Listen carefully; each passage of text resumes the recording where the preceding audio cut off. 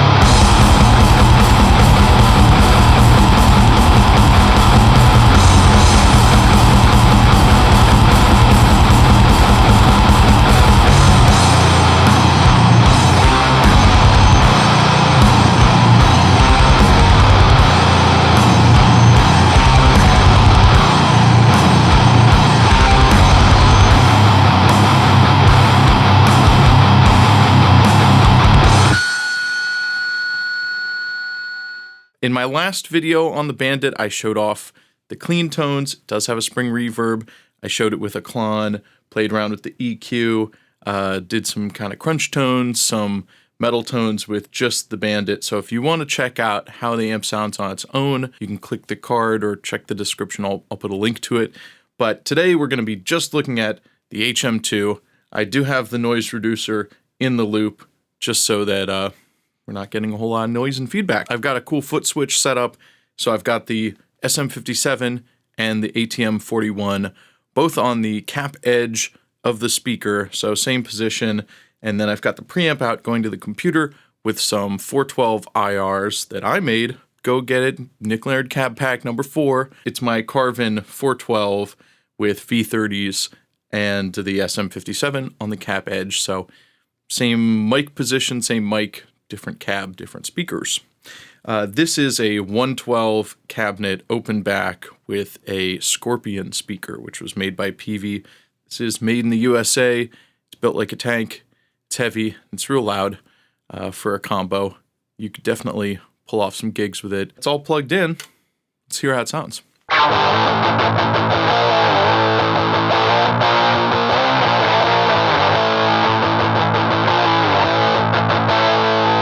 So that was the clean channel. I think it doesn't sound amazing with just the HM-2. You know, as much as it's a crazy high gain pedal, I think in order to really get the character of the chainsaw, you gotta go into an overdrive channel. And what amp reacts with that and what speaker works with that sound really varies a lot. So let's go on over to the lead channel and see how we can get these true chainsaw tones.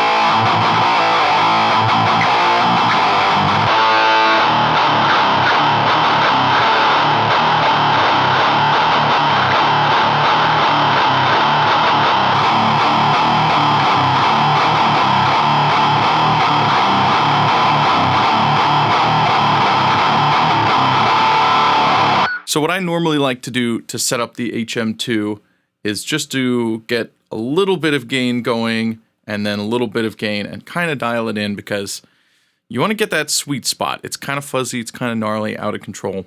So you want to get it in the spot where it's controllable, it's not way oversaturated and way too noisy, but still sounding good. So let's see if we can do that by dialing in the distortion, then we can start looking at EQ.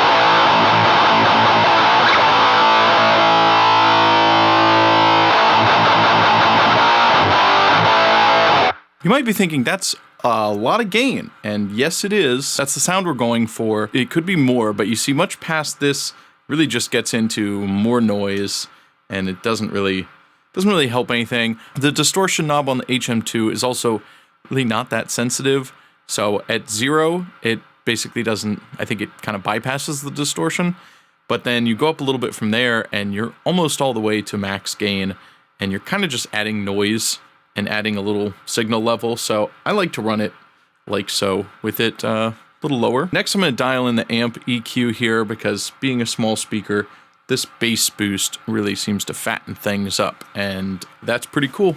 So let's do that.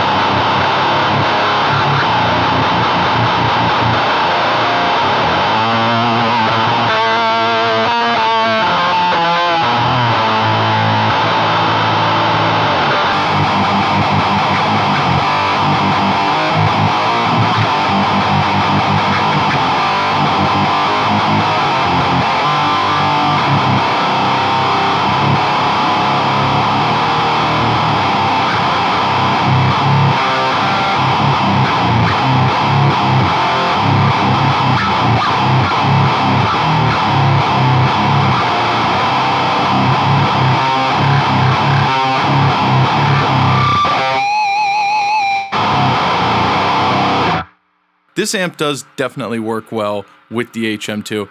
It just sounds brutal. And sometimes, like a tube amp, it sounds too nice. Really, you want something like this. A 1980s Peavey solid state amp. That is where the chainsaw belongs. That's its home. That's its swamp, and it likes being there. So, A+. I like it.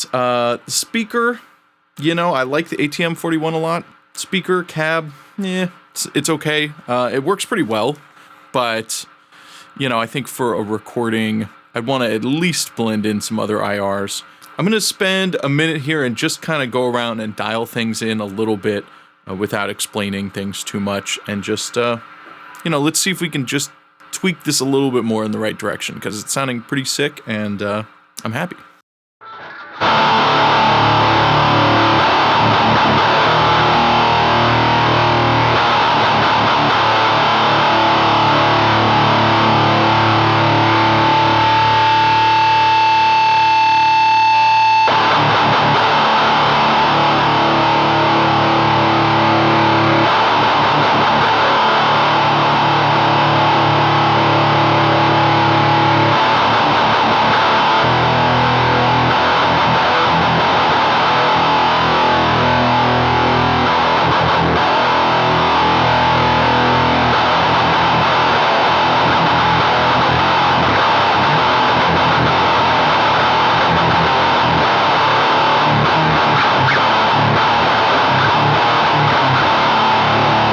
don't know about you, but I think that is pretty sick. I've got kind of a little mid boost going on here around 250 and 500. That's where the HM2 is really kind of scooped out, and then trying to tame out some of the highs, even though they're pretty reduced, but they're still fizzy. I've got them boosted a little bit on the amp too. It's a fine line between like you want the grind, but you don't want it to be way too much. Let's check out the custom mode on the Waza.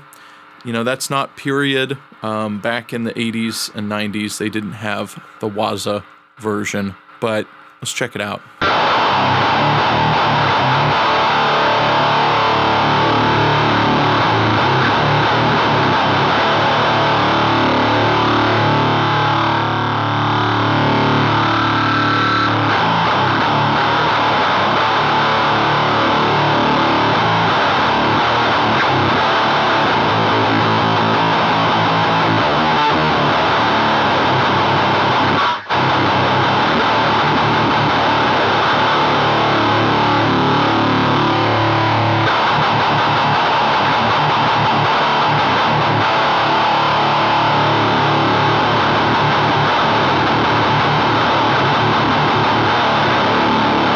I've often liked the custom mode better with a lot of amp sims, with a lot of 412 IRs.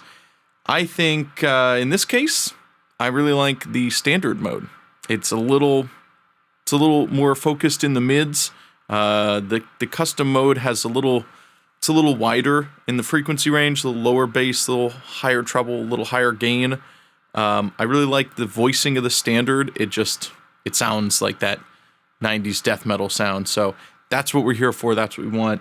I like the standard mode here. Another thing you can do is use the HM2 as a preamp by turning the distortion all the way down and using just the lead gain. We can see how that sounds.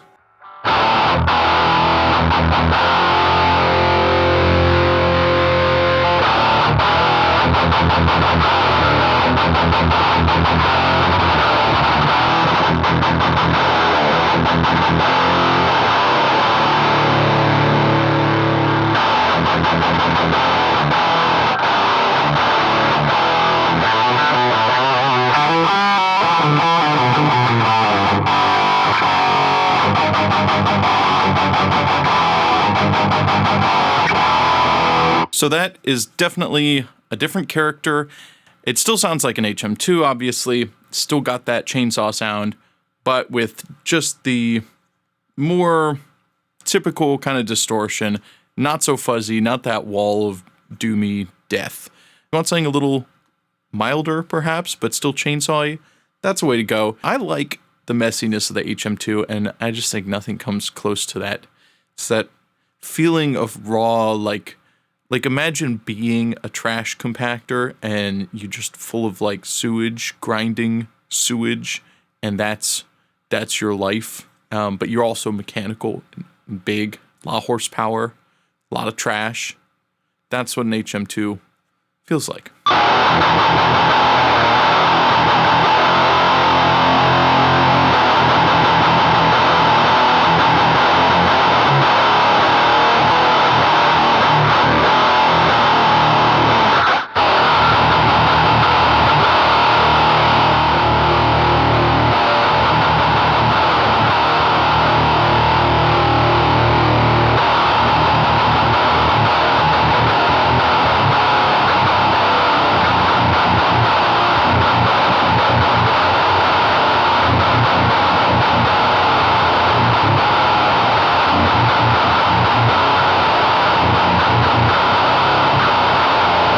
Basically, between that and the 41, I'm just changing this high control. I think both can work out fine, but the 41 is definitely darker and just kind of with less EQ sounds good, I think. Or with the same EQ, sounds better than the 57.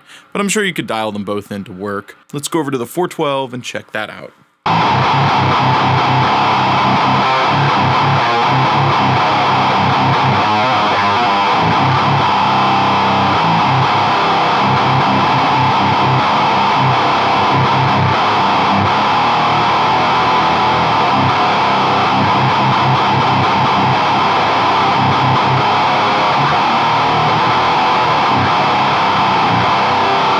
Let's just look at some other non-chainsaw flavors from the HM-2 before we wrap up, because there are some other things it can do. It's like a doomy fuzz pedal with a chainsaw EQ.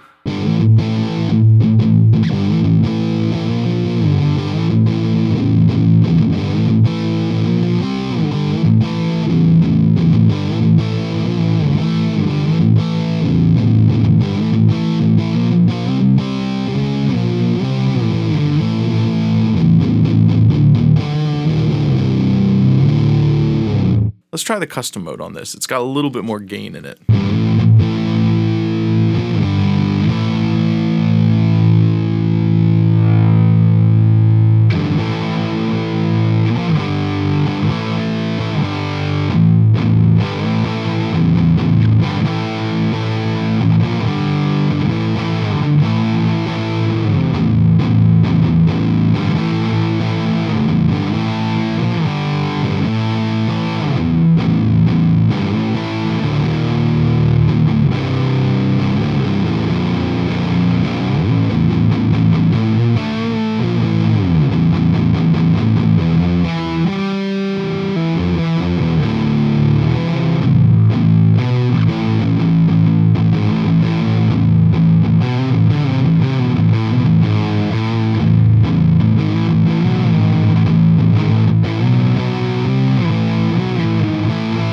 I also like to run often my neck pickup, even for rhythms with a fuzz. So let's do that.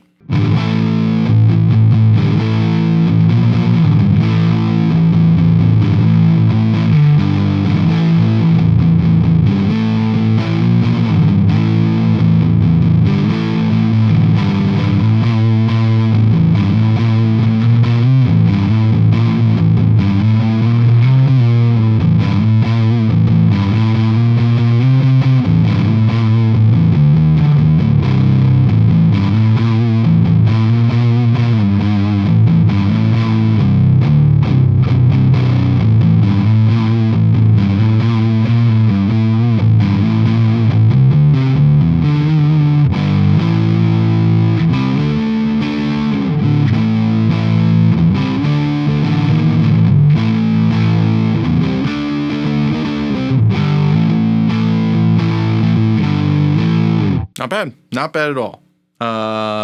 Last thing, check out this setup over on the Supersat lead channel.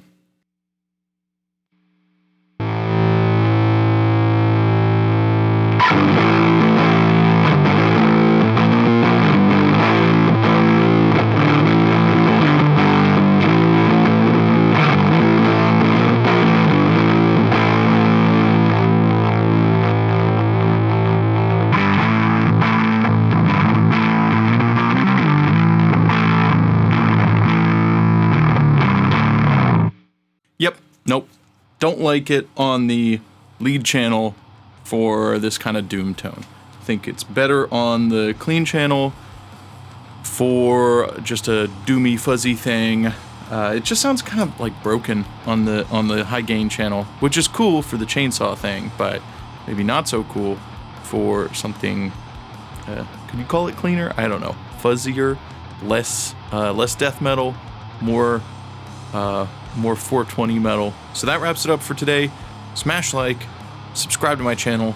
I'll see you in the next video.